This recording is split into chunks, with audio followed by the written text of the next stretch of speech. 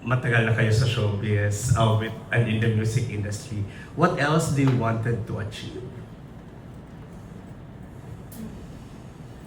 Wow, that's sabi na ni Alex, that's a loaded question. What else do you want to achieve? Kasi I think at this point, it's more of what else do we want to share? Because kasi feeling namin talaga, there's still so much more that people haven't experienced between like, what we have, no? Because Jessa and I, we were never a love team to begin with, and we're both solo artists. So we want to share, or for them to experience how we were able to manage to put together our music, which is actually what you will experience when you watch Aking Puso.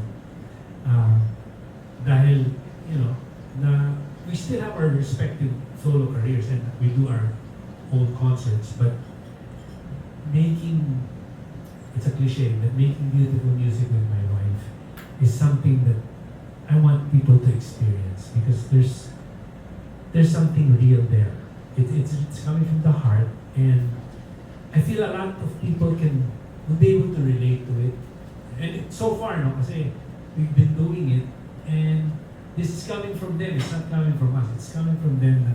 How much they are able to, to appreciate the experience of me and Jessa being on stage together, singing our hits and then doing our thing together. So, yeah, I think it's more of hindi more of yung ano pa yung gusto namin pang marating or something. It's just more constantly just sharing the experiences through music, what we have. And ang gusto kong makita talaga ngayon yung anak namin na magpatuloy or mamayagpag siya sa career niya. Ngayon ang mas mas happiness namin talaga. Kasi it's your time to shine. Panahon niya ito ngayon. So, natutuwa kami kapag nakikita namin na nag-succeed siya, ganda ng mga projects niya. Tsaka talagang she's making a name. Na Jada, hindi lang anak ni Dindo, ni Jason. Anak ni Dindo, ni Jason. Ako na nga tatay ni Jada. Thank you so much. Maraming salamat.